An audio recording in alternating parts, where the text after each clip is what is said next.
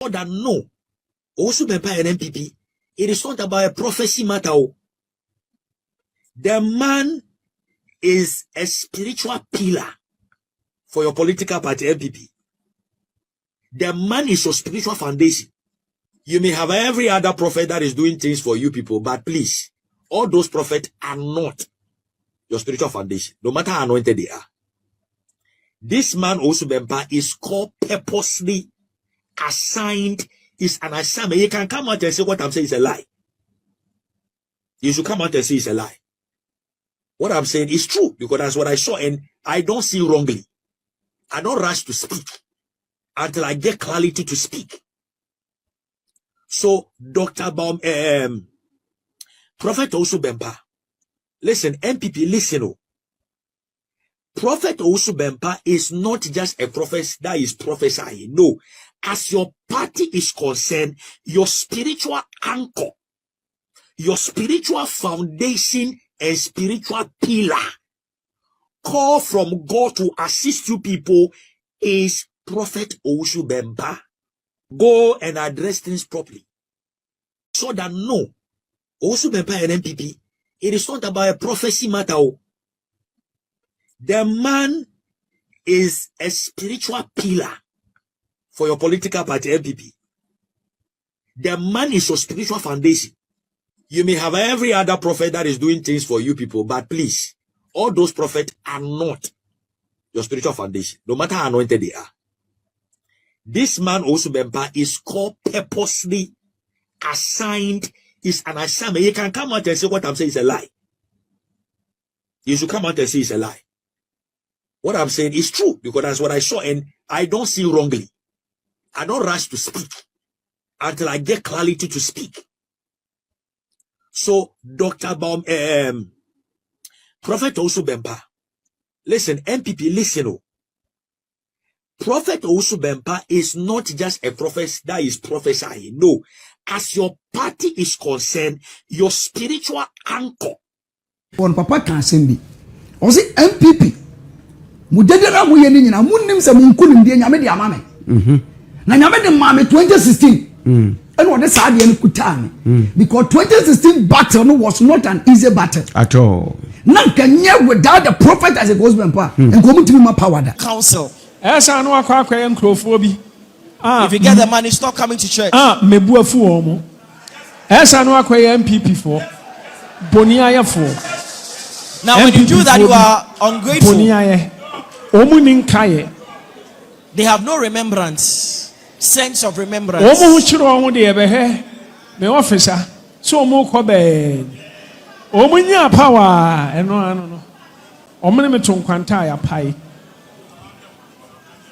Bonia for Memphis Suman, yes, sir. Don't be until I'll be losing election. Now, not chair. Because as I'm a point out. Because also me and me Kutia NPP, meaning Kutia. And a chop on Bempah me, Nitia no man sabe dimatem san sell chopan. And on my provoke me, and then you know, Crawford as to dimatem. Who did the me matem? And your mobile town ha. Meeting Quasiasem. Here, if you are Swasnega so, here, may catch you. Here, if you are Swasnega, who dear grow, may do what before. A bit decent will be so pa. Nipana Casamano, who dear grow. Sandy Pana or Contokamano. I had Dr. Baumiano. Hey, if you are Swasnega, so now become a symbium. A dear Mayor Dr. Baumia or Cromhan. Or also by why president. Oh, Croma. We shall see. Small boys, we are Bempah Kotia Boa Hema. There was so the Baya Baumiano, Messa Quayano. Yan and Sam. Baumia per president, Eddie, and how? What true now will pay thee? And we are so be happy or pay thee. Baumia per president, Eddie. Diana will pay the small boys in true and Timunano, Diobia pen would ye. Diobia pe, Trumudiantin and more than the sound chain. We know what no Bempah Beshaw, Swap and Massajo, no, I won't true Musa. What per president, what per true weddy, and about Bawumia president GA. What's the difference? And I can also about Bawumia Jai Samira, no one be do true. Meeting Kwasiasem. If you are Swasnega so, me catch ro. If you are Swasnega, who diagra oh, me do one before. Ebe disen will be so pa. Nipana wakasamano. Who diagro. Sani pana wokun tokwamano. I Dr. Bawumiano. If you are Swasnega, so nim now become a sembium. A dear mayor Dr. Bawumia will chrome hano. Kwasiasema kwa Papa. Also for Busam do Busam Namian Tamnamenko. Yo, Papa, Kwasiaphobia Jimmy too much. Oka cares or software, or Dijatam or software, Nibu no soft. Mebacho, Papa. Elisha Bufuye, one phrase is Elijah Bufuye, one phrase and free. Moses Buffet and Casamas as young Pamela Panko show. Yes, Buffet, when it yatem. Kwasiafo. Yakofa Sansom when you na buy say the New Patriotic Party, any Dr. Mahmoud Bawumia, and Tienchitaphobia, or Mukaseti and Yamia Diphobia. Na sabere no one na say omu edi Reverend Owusu Bempah ne mpanyifobia tamade o make comment bia omu susue mu no mu say in favor NPP amayo na no na say idi mu anyini abedum pempensuo we ya Dr. Reverend Isaac Owusu Bempah kura say NPP breso no ombachi no anu mo peso mo wona panie na nka wo wuo ho ya oni nyema nyina na ene abedum pempensuo na amanfo bisa say aso there's no nation without prophet. It is a prophet a wo mo man Ghana ha na mo no mo enyan entiwasiwa na santo kwasi ya na why krado se ope mampanyina diana abusia travel message wonene the great Owusu Bempah show mo yesi wo macheche nsem bie nsem zo pa ama mekrebi ho ametia na mekwadwiri facha me shwas ne gane nsem bia ikocheche na no odin facha me nenso nyina mo ne pese o tiasie yakofa we nyina ba ye ne ba bi adua Gemfi Media 24 radio comment section wo na share video no subscribe channel no so efa emami assembly papa kan yes Sunday about the treatment of NPP to him and saying about there was na pempuma yes kodo ase atekodo nche no na papa timo kan you know RTV for a program menya time on share there because you know or my person non grata I am who man say mo me botra se gota inti mentie but me assure by all means they will not agree with papa. If they agree they just want me to be a share or video now and I have watched it or more agree I yes I won't magnify because as far as we are concerned, they don't exist. And yeah, others are also saying, woman, papa, and like their papa canon. You did no, they can MPP for, or cause MPP for entreating ye, or me a bunia, woman in Yadjune. Oh, Sassim, or the young papa didn't we. Siana moya ni abolopia. Ode yambo. Council. Esa no akwa nkrofo bi. If you get the money, stop coming to church. Mebu afu omo. Esa no akwa NPP for. Boniaya for. Now when you do that, you are ungrateful. Boniaya. Omu ninkaye. They have no remembrance, sense of remembrance. Omu hu chiro omu de ebe me officer. So mo ko be omunya power eno no omene me ton kwanta ya pai boni ayefo memfa so ba anya sa Don't be ante sa be lose election na obe sa ba mu na che because asa me ko atia because also me na me kutia NPP me ni kutia wo no kre chopo Bempah me tie no ma san be di matem san sell chopa no eno ma provoke me ne de nyino mo nkrofo da so di matem mo di me matem ene mo betra ho ache pa okay see odibo we fa the first na okay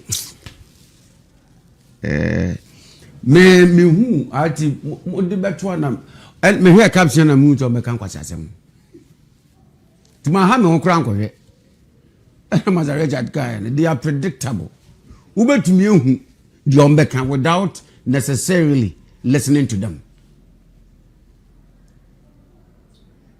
now oje obubo kakra so na mo nya video ni dia wo ho na kakra odivo kasama binti mamenti onne chief I think that this time around you know ITV for me tie omo no they did not say anything wrong yes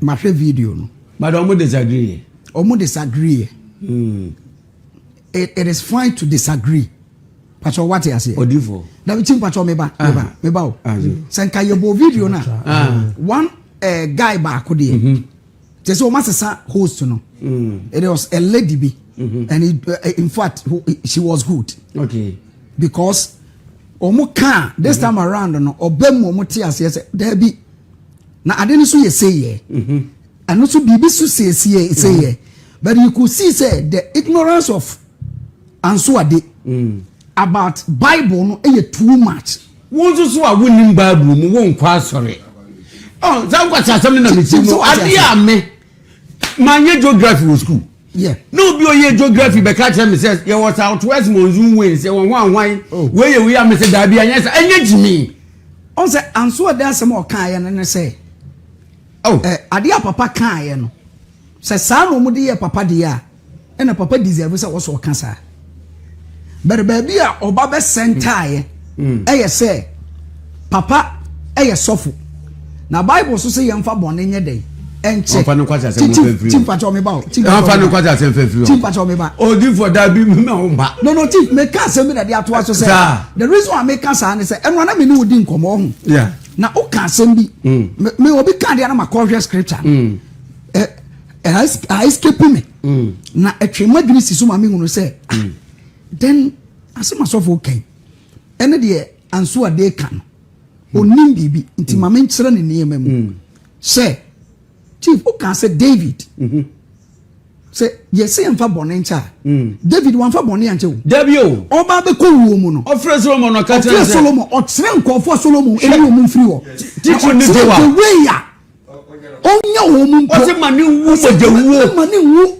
ewu ye common keke mojawu ya de bone ncha right we ya na Moses data ni Abraham ni kora wo se omu no ma defa enya hweso o ma foforo assassin pai wo mu ewu abi mada Alexander Kobre Domfo no oh won kwata Timothy chapter number 4:14 nanko ye so chief he doesn't know you know if Ansuade is listener ya wade bi wona wo de ye obi a chief ti ne ye wo malicious sin pacho chief so what you say when it down pa na wo de ade ne ye nipa no na wo wi a wo ba be ka say Bible say emfa bone nche nti e wo so nipa ne de che no enye sa na chief etie the reason why your chief make us an say so wo tie chief 2 Timothy 4:14 no what da me we na ba me enya la da de na open no and wo dey atoso chief chief so what you say o say Ansuade asema no o kan ni nyina o say papa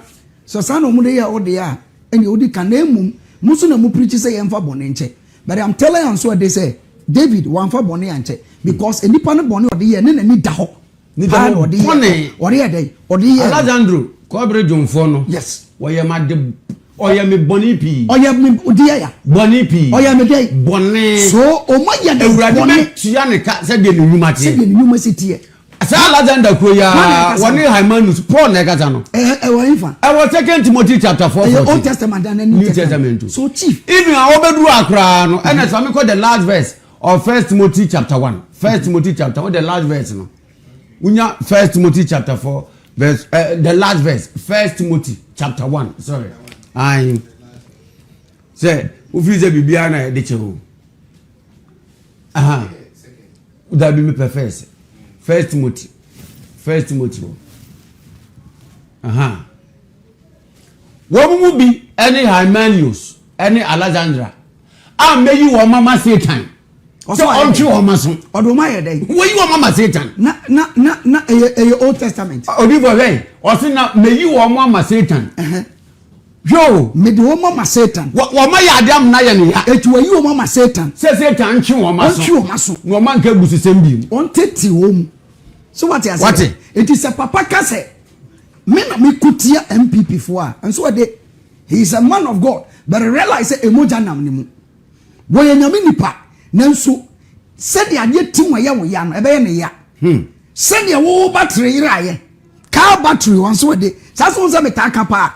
Car battery. What the one fancy? It is not up to 600. What the one for Bonian? But Robert Tinaka mu say e ni pa na wi a car battery no. What the command nananom manananom akuna firi wiase. Na obi a wakunu ho dia manipa. Na nka nipa no so kwa koku sai nipa no. Wo so mfa nche saa. Yanya ne saa. O kasa no the reason why nana say me pese manu betia won say me hu say you are ignorant about what you are saying. You know nothing about scriptures. Sometimes wrong say asemba na say onnim anything about it. No betimi aka no waka. But it's all the quarter angle no dia. Chief na I think say entwa yi.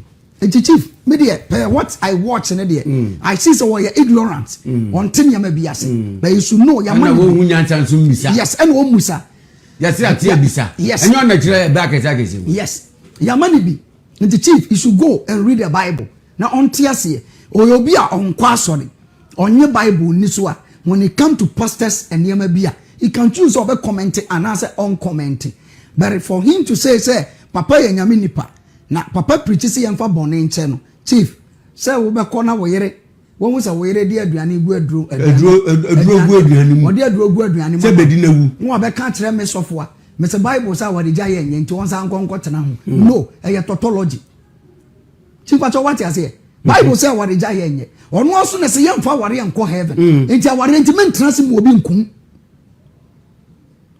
chief acho what you say sa Nigerian woman ya na wo to nwumu a he was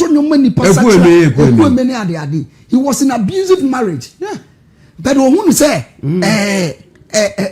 Ojaya warrior, Bible say warrior nye, and you know, still not home. Be man ye day. Obunu kunu. Otina ni nu. Chizu kunu. I saw ko catcher na so for be. The so be kase o de Ojaya warrior. The year o sit no. Obi abeka se nyame se afiro so. Onyum to mpone nkoye. Ode ho be man ye day. Abuna kunu. Enti no anso de am asking you say wo ba. Be ma be catcher ne say ne yere epeso poison na. Wo be catcher ne say Bible say wo reja ye nye. Enti won konko tena ho ana. Wo ya obodua obachi. Chief say me to man. Me da say. Odifo okay. Na we de mame ma be 2 minutes. Ya kan there. But when Papa says MPP for you bunia for, is it not justified to say that? Chief, what will say? Asem we oh. Ebi anu obi aye kotofo fro nsiom. Chief, ya kan everybody, chief. Me ne nkofo bi na me na mfo bi na wadwumem. Chief, omo because of NDC no one dey give Papa kra. Chief, but what I say? But every day ade omo kan say, ade omo de ya Papa nti na man bi before co opposition no.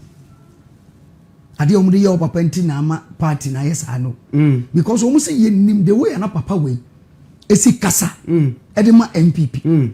Omo treaty ni sa no. Chief, me say only NPP for na kasa back door. Omo enim wo no. I am telling you chief. NPP for mpanimfo bi a chief. Uno omo kasa back door. Omo kasa admit say. Ade omo de ya Papa no. Omo anyeni ye. Na omo nim, onim se panimu bi ka say chief. Omo se omo nim de omo asa directive ne se yenye Papa sa. Na mpanimfo te ho. Montumi anka hwe.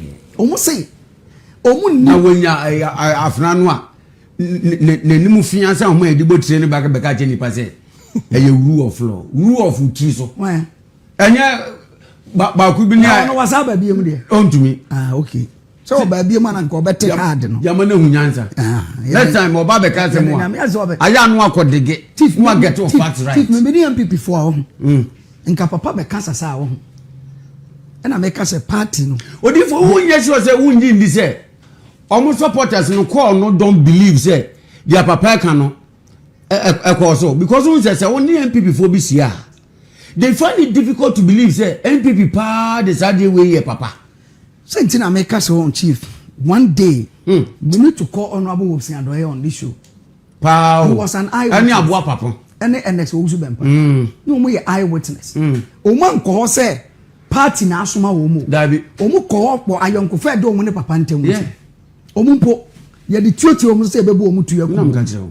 Chief Pastor what you say? Yeah. Maybe then can me say MPP no chief I see it say now no. It seems only the MPP for lucky say leadership.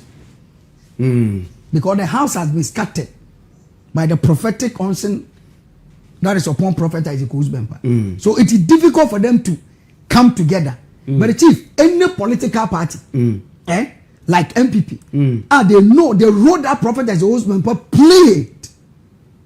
And some of mobile power 2016, any 2020, in by now, in the leadership, maybe I'm a press conference, and some prophet Isaac Owusu Bempah can.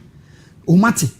Na at appropriate time papa nature they will come and see him omo sere no oma akomanya dey emrafo ade omu nim am we upon am dey ama wo mo because anytime be a prophet that go be will talk against them with pain no chief atwe omu ko akire wa abram na ese niam so de ma wo mo etinka omu lack leadership say nka omu leadership nka the leadership to come out let them know say prophet we dey preach no You're just as you didn't get your acting chairman, their mom goes on. Yes, because he Chamabutena on your acting chairman. O Timika Sami and Tuabawa. Obisu see a beto. No, Marco, no, we are co printing the ballot paper. No, they are caught to a banny, a broke at the Jeffrey Fowl. Chief, are you getting it? But when they have leadership, I think they should do a press conference because in some papa can you almost say I affect you papa if they don't know everybody love prophet as a goes Bempah anytime be a papa can say asem and the way you be send the penny na the way you be send mu a e sa do yaw eba e de ma MPP for chief medasi odi for me medasi part so we are looking at papa sima wo kan ye papa and this e wo kan and to be a quarter for fraud in what ways? And at the NPP, eyi papa buniaye. I mean, se papa kase, omi yo buniaye fwa odika, and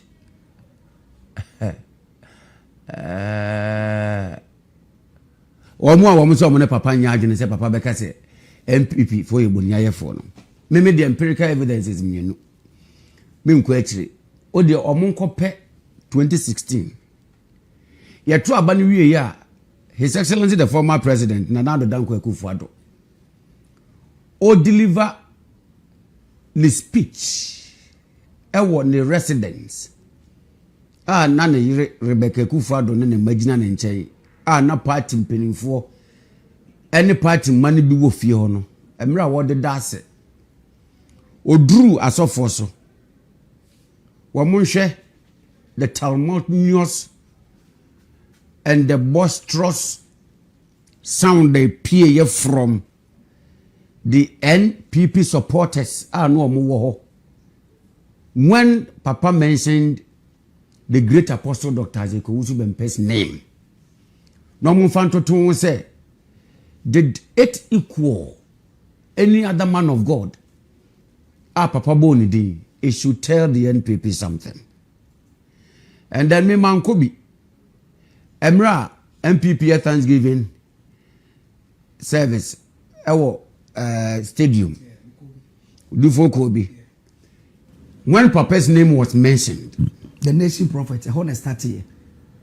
Sir, Lord Comey. He was an MC that day. No, director of operations or presidency. Yeah. Obo papa din odifo enye easy o hwe stadium welcome me papa your papa pempo na ebo ne din a Nana Addo ne Dr. Mahmoud Bawumia asore enti the video is there. That is a recognition say part ninim say regardless of nipomo from the omoye ye no won hu meta ye kirema ni omo pebe mu no na nam the great so na fie ba ne say a lot and the great here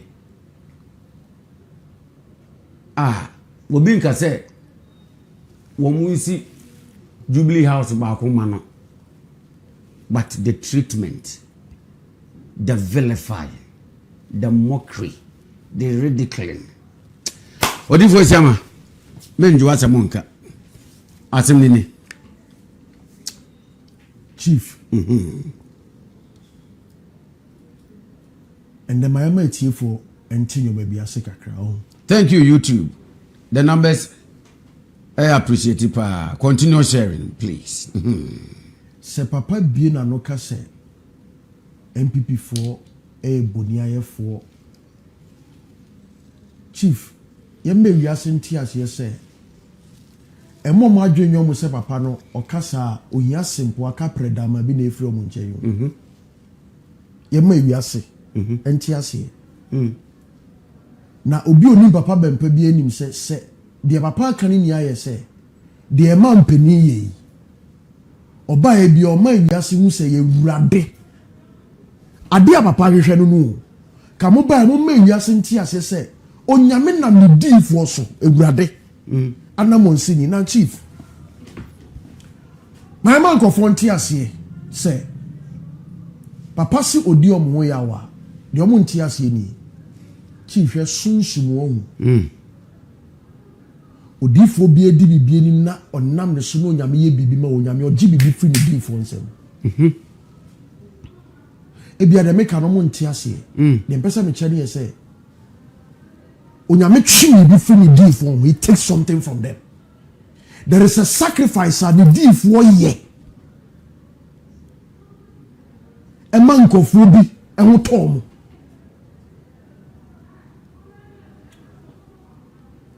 chief onyame ka kire Abraham say free waja no na fie bra right bedi machi I'll make you a father of all nations.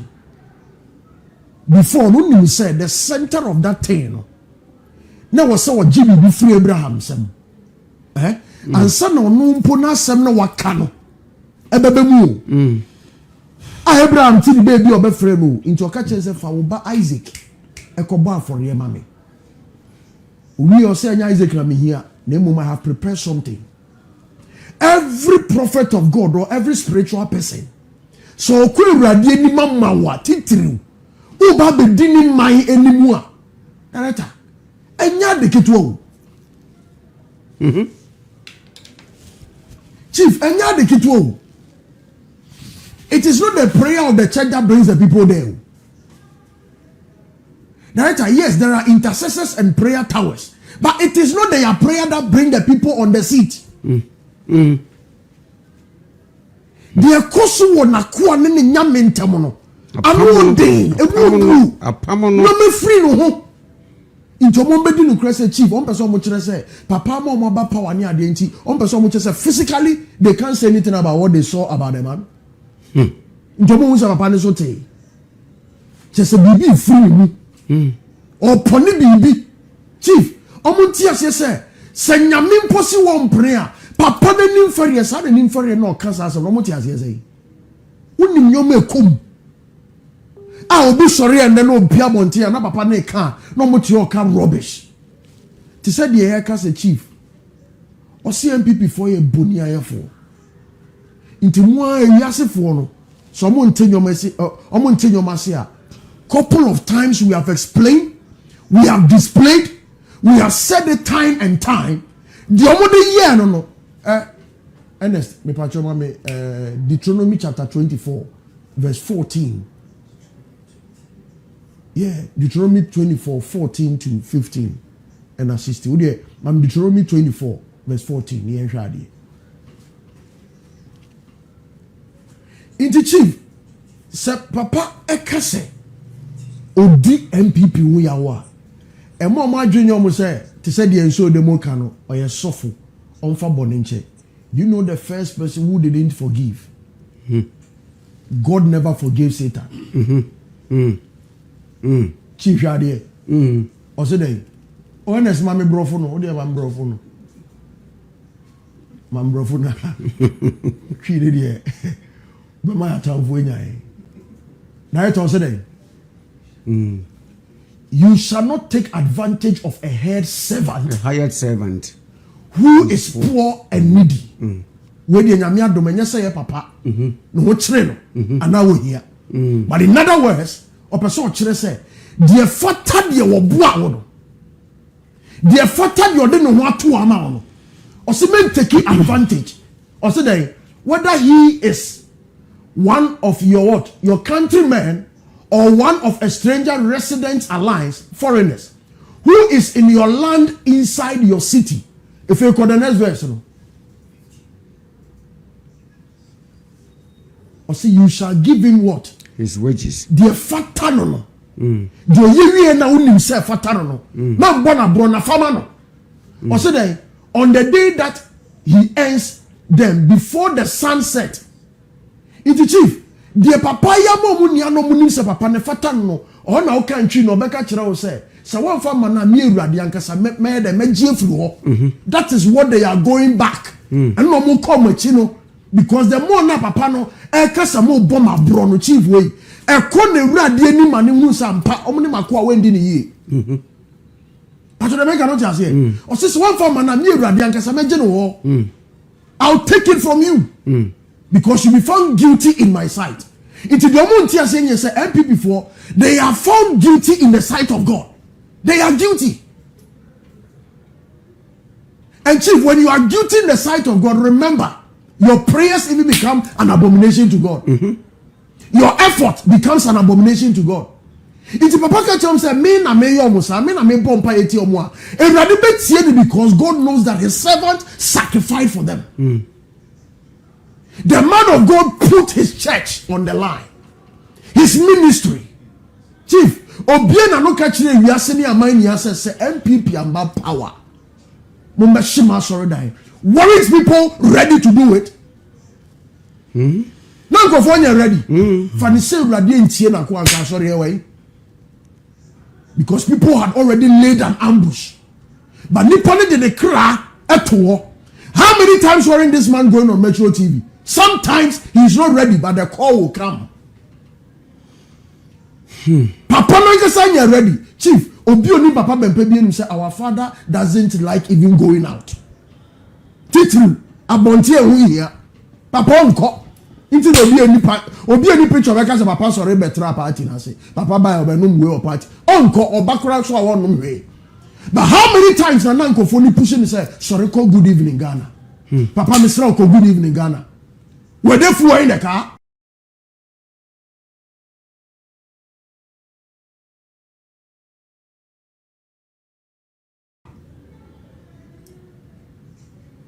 I didn't hear because you people wanted to have power. Sa brena mo ne nam ye okasimu ye boni ayefo chief wey I didn't know so ewurade nyansam ne nimdie mu director what bo Satan me man remfree. He was the only person closer to the throne because he was a mystery. Or sorry, rather, me boy. And your Bible, the my ase. So on ukra ne dia nyunto anim as or sorry, rather, me boy. Na ntianko bi or sorrow so watu etua ye ntwena so emfa ne nsenzi o. Me boy. Say so de ntiase a God himself that created man and his own image and likeness. Ah, no akache say forgive your enemy as he should forgive us this day. Forgive us our trespasses as you forgive those who trespass against us, isn't it? And then but why didn't he forgive Satan and keep him up there? I was saying so then you may be as ye didn't attempt but on dream chief and for now who's a Bible at say love your neighbor and make everybody your friend. Or say love your neighbor as yourself. But to trust and make everybody your friend. And so the person say obi obey ni bia no bia wa finish ya kire ni so obey anybody no na dan for biem. O na dan for biem. Inti chief way. So swampa mo ma power mo pray to me. Papa me nya mo boni o. Odi matam. Me man go for real. If say 2024, Papa Engineer be NPP attempt down. There is no video. There is no evidence. And so more power, chief.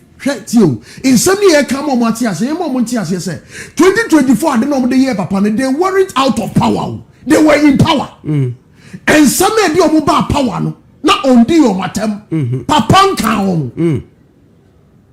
And as our current party, they were insulted. And you say, almost say be a sebi. Papa be a sebi. Man, no should know. Say be a sebi, Papa. Uminyan so man kasa o. But sa semna obowa. Ya challenge you. Obowa. Sa dia no mo ti ase say. They are making people know that the God of that man is no more relevant. And every prophet of God, so we provoking a men provoking a bro in nyame. Men for be bimbe to send in nyame. Who provoke your number? Yes, I swear my Bible. Hey, they be a make us no. Say men provoke you different man in do say me do nyame. Me come Bible. Me come nyame. Who provoke your number do say level na? How? Who let be enfa? That is what him. Who ben nane?